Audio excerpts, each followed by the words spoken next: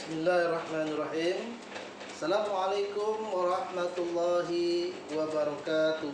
Salam BK dan salam sehat selalu untuk Ananda semuanya. Baik, pada kesempatan yang berbahagia ini Bapak akan menyampaikan tentang materi layanan BK. Sebelum kita masuk pada materi layanan BK, Bapak akan bertanya kepada Ananda semuanya, apakah Ananda dalam keadaan sehat selalu? Mudah-mudahan Bapak doakan semoga Ananda sehat selalu dan juga diberikan oleh Allah kecerdasan. Salat beriring salam kita aturkan kepada junjungan alam Nabi besar kita Nabi Muhammad sallallahu alaihi wasallam dengan ucapan Allahumma salli ala Sayyidina Muhammad wa ala ali Sayyidina Muhammad. Semoga kelak kita mendapat syafaat yaumul mahsyar nantinya.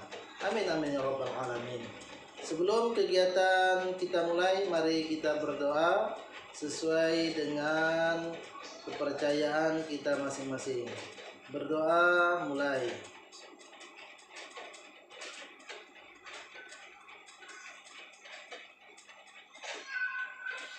Baik, kepada Ananda semuanya, tolong didengarkan YouTube Bapak ini, dilihat YouTube Bapak ini, dan dijadikan sumber daripada proses belajar daring kita pada kesempatan ini.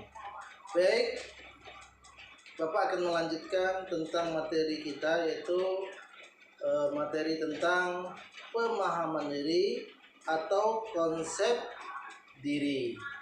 Pada konsep diri atau pemahaman diri ini, kita akan masuk pada pemahaman diri part 5 atau bagian 5.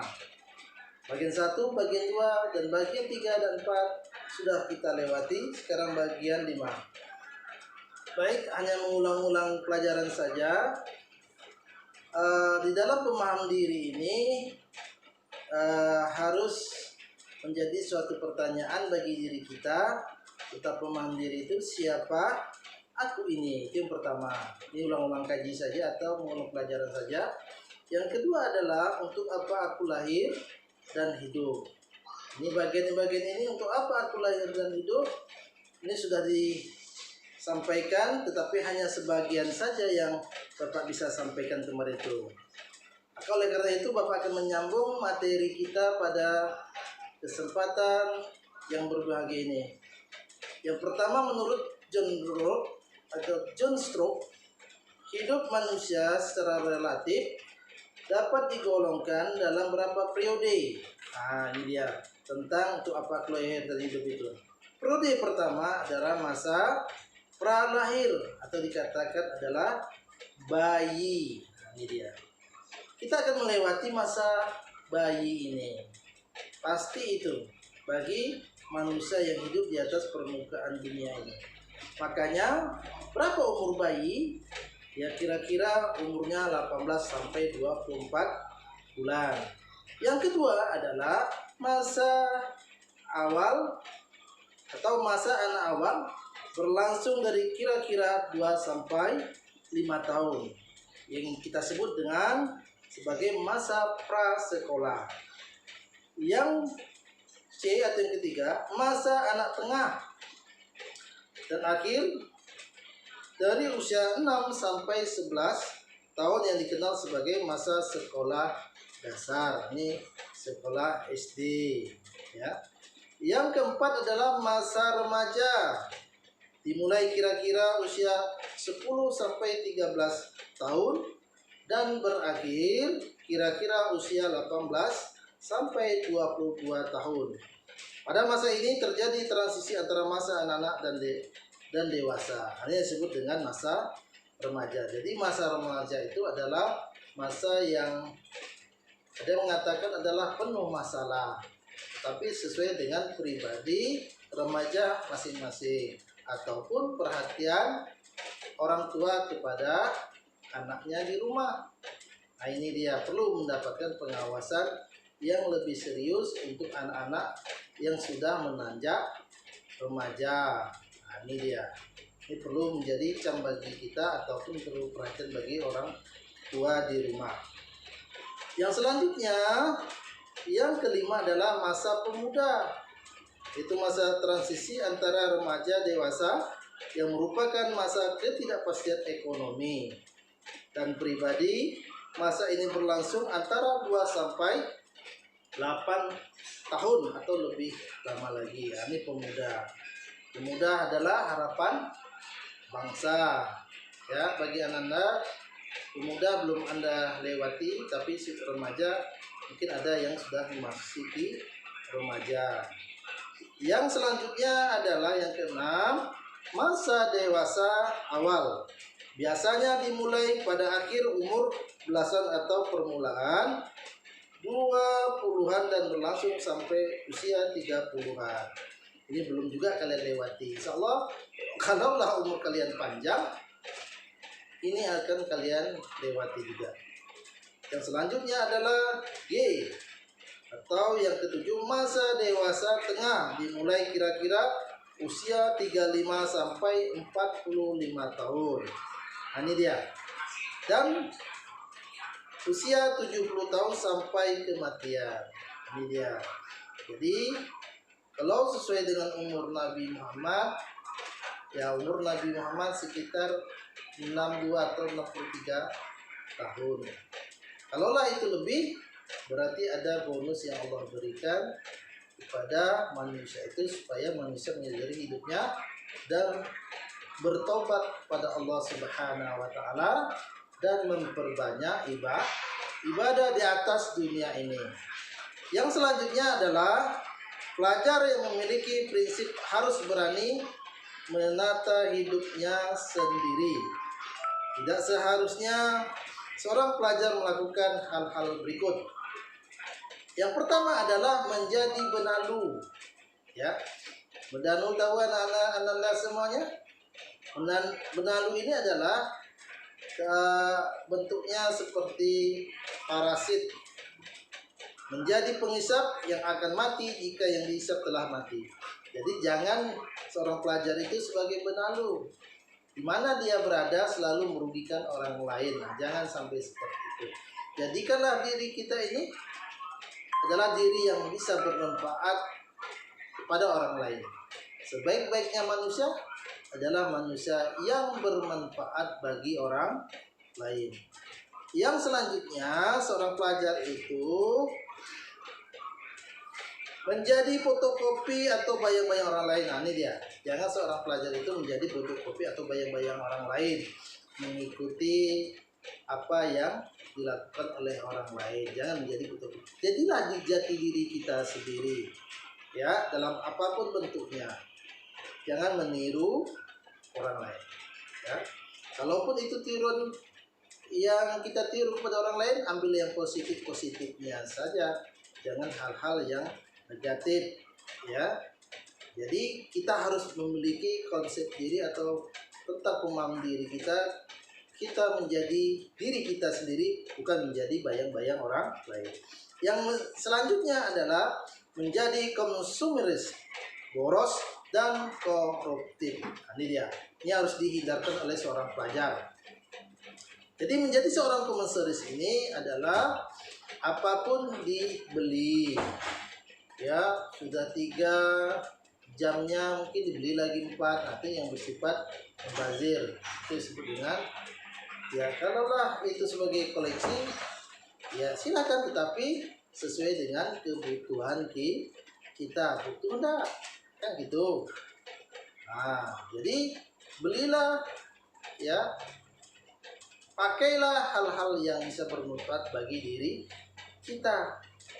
Ini dia. Yang selanjutnya boros, tidak hemat. Ya, seharusnya kita memiliki hemat di dalam hidup kita ini. Ya, hemat pangkal kaya, ya, boros pangkal miskin. Jadi hemat. Tapi hemat itu bukan pelit, ya, berbeda dengan hemat dengan pelit itu. Hemat itu misalnya kita mempunyai uang 10.000, kita tabungkan 5.000 di tabungan kita dan 5.000 untuk jajan kita, mungkin itu menghemat, ya. Kalau pelit Itu apapun kita simpan untuk diri kita, pada diri kita itu tidak tuh, tapi dengan orang lain kita pelit. Ya, ini tidak boleh.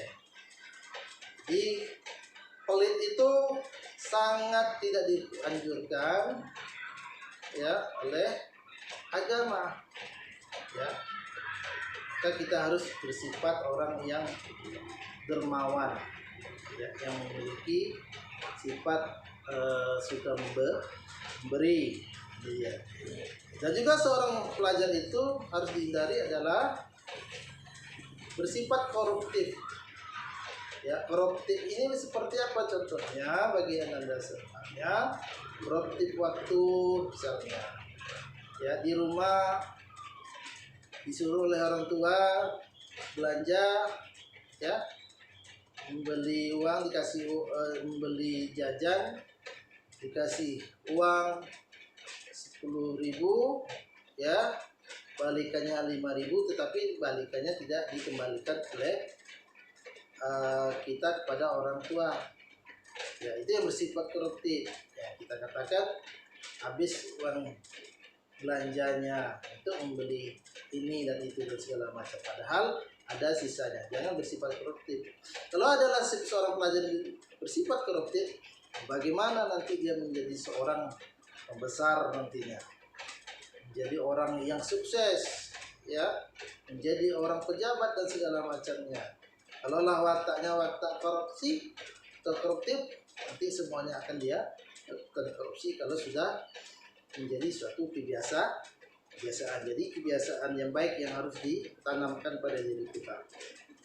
Yang selanjutnya adalah seorang pelajar itu tidak boleh menjadi hedonis, hanya menikmati hari ini sepuasnya dengan menghalalkan segala cara, tidak peduli akan masa depan, ya, dia tidak memperhitungkan masa depannya, dia memperhitungkan cita-cita yang akan datang.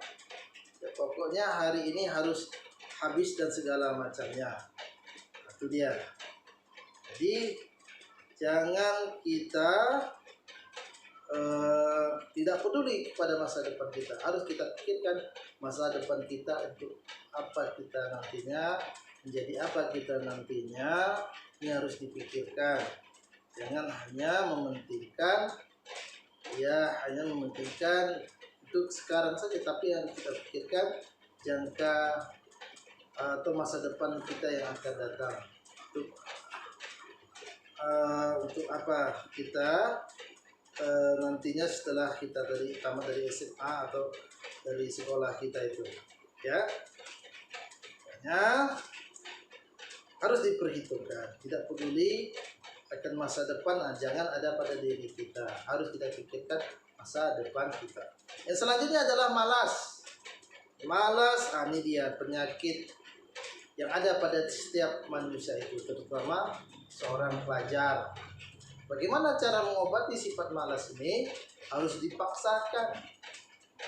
Ya, malas belajar, malas bekerja, ya, akhirnya tidak mendapatkan ilmu dalam proses belajar itu kalau kita malas. Tapi harus memiliki semangat yang tinggi untuk belajar.